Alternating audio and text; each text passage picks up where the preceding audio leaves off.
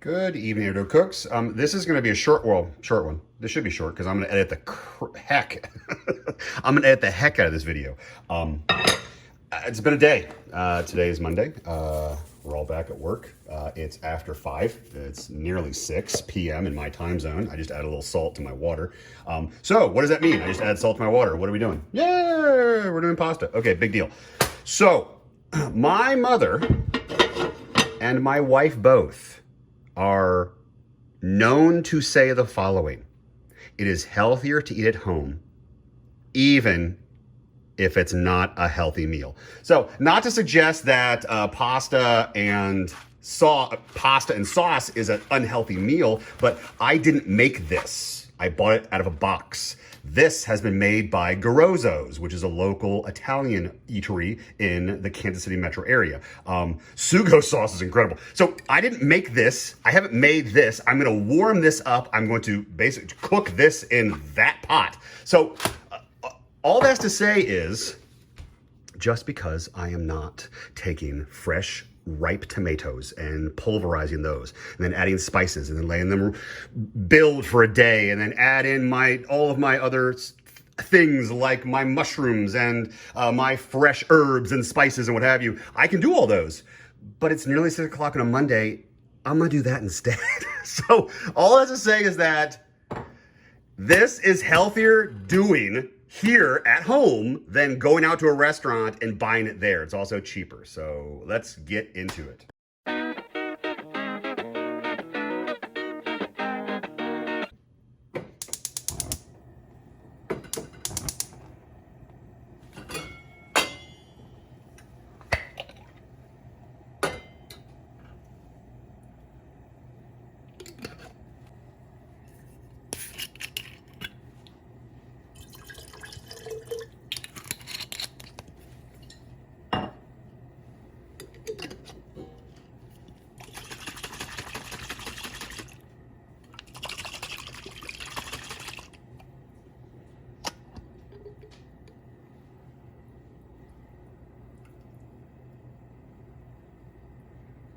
So that's how you get the rest of your sauce out of your jar. Add a little wine. Still gonna grind up some of those.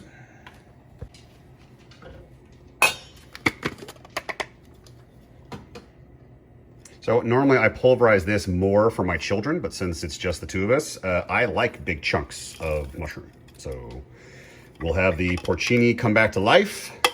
The dried porcini will come back to life once it is folded into the sauce. Oh, I forgot, I also have, let's add a little bit of that. Shall we? So, hold on. The older I get, the more that my hands begin to fail me, which is irritating. I don't want my hands to fail me. I need to open up jars. I need to open and close things like that. That's important. You need to be able to do that with those. You need to open stuff like this. Yes, come on hands, come back. All right, so let's mix this bad boy up. All right, so I have a little wine. I have a little porcini, dried porcini mushroom. I have some garlic minced, a little white wine, a little non-alcoholic white wine. If there were alcohol in it, the alcohol would just cook off, so there's no concern there. All right, let's let this sauce come together. I swear I've got some frozen rolls in here somewhere. Funny enough, I just noticed in the fridge, I have an extra jar of red sauce that I used for those tenderloins the other night. I might add this to that. I'm not sure, but all right, we're gonna let this rest. Oh, and I have a surprise. Hold on. So while we were at the grocery store, they had chicken spiedini, and we love chicken spiedini. So my wife doesn't know I'm making chicken spiedini tonight. So I'm gonna do chicken spiedini in the air fryer over there. And once this is close to being ready, we'll move over to that part, okay? So fun, so we're gonna have some chicken spiedini over some protein angel hair with some sugo sauce. So should be good. So the last 2 times I did chicken spiedini, I didn't spray the inside of my basket, which I never do, and my wings will stick, and that's fine, I could care less. But the chicken spiedini keeps sticking, so I just remembered to spray the inside of my basket. So let's go do that real quick.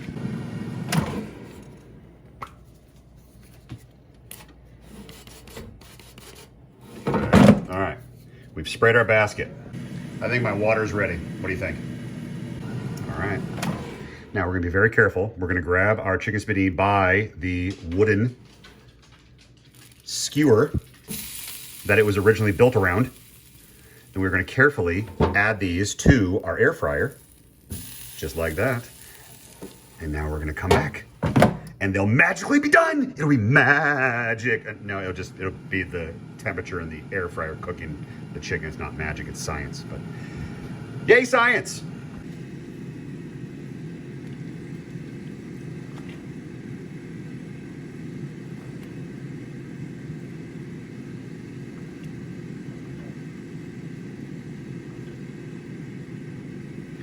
So it's just us. So technically I could eat from that spoon. I'm not going to. But I will taste it here, and then I will take this spoon and put this in the sink. Just see how we're doing. Man! That is some good sugar. Holy smokes. That's yummy. Ooh, the mushroom is good too. Okay. Very earthy. I've forgotten something. Hold on a second. I am not so arrogant that I believe that I can taste. Hold on. I'm spitting. My heat too high? My heat shouldn't be too high.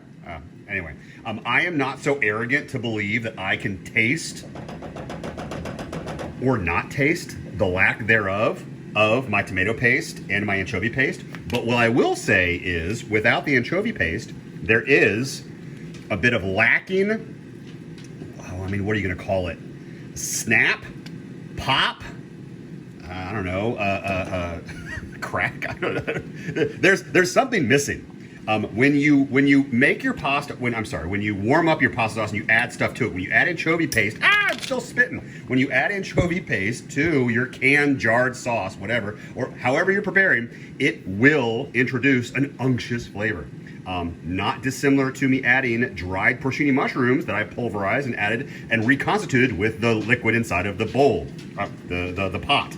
Let's add a little bit of tomato paste, just for a little bit of raw, yummy, super dialed in tomato flavor, which this gives. So,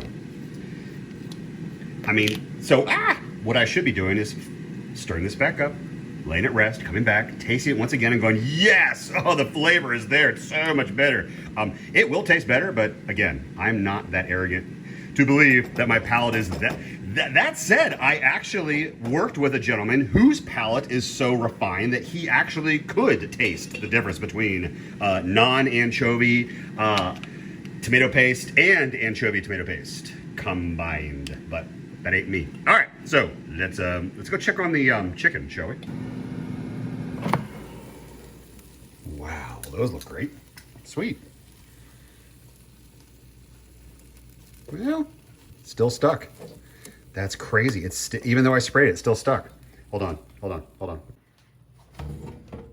Need more room. Well, I'm surprised. I'm surprised it stuck. That stuck too. I even sprayed. All right. Well, it's been flipped. All right, back in it goes. So that's hacking homemade garlic bread, where you toast 4 slices of bread,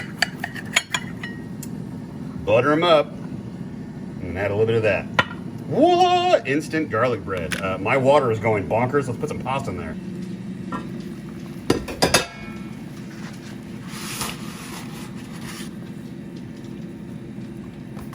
It's 5 minutes. Well, actually, it's 5 minutes once that gets in there. Goodness. All right, here we go. Get in there. Get in there. And now it's 5 minutes. How is our chicken doing? It is looking absolutely beautiful. Now that's sticking too. Dude, why'd I bother spraying? That's sticking just as badly. All right, back over. We're gonna flip him. Oh, so frustrating. My chicken's falling apart. All right. Not as attractive as I'd like it, but all right, this last bit should cook it all the rest of the way through. All right, let's brown her up. All right, I've been seeing a bunch of online cooks sharing that many home cooks are missing out on the fact that that is liquid gold. That's pasta water. So if you don't already know, pasta water is fantastic to then add to your sauce, which is right over there. I'm not Alton Brown. He can probably tell you a more educated, smarter way of putting it, but that water good, add to sauce even better. And then I'll dump the water out. So, but in about 2 minutes, I'll probably grab some water before the pasta is ready to go. So that's all.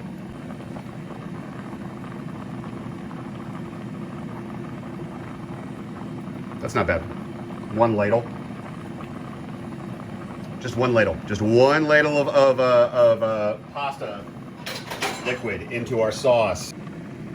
I just added the liquid to it, so now I'm going to introduce the liquid into the sauce. See how it's making it extra shiny, or more shiny, or smoother? Yes, I had definitely cooked off a bunch of liquid in this sauce, and by adding that pasta water back in, it's really making it not, I mean, this is lovely. I mean, this looks absolutely gorgeous, and the texture is just perfect. It's just velvety smooth. Yum, yum, yum, yum, yum. All right, that's good now. Let's put that back, and let's go deal with our pasta. Let's go dump our pasta.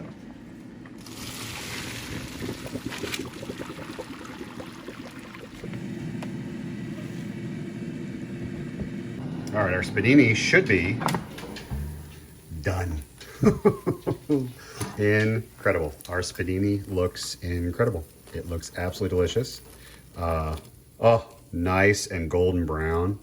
The chicken smells fantastic. It's got a great little crispy edge to it. Still juicy. I'm probably gonna do maybe just another couple minutes for that last piece. But bits like this are what make this a very special meal.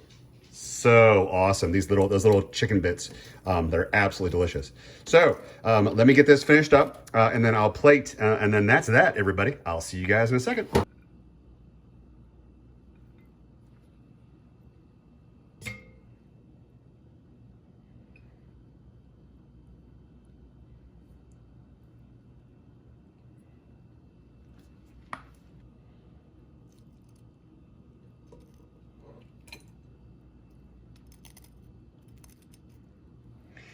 And that is good old chicken Spiedini made at home, as I mentioned, as my wife mentions.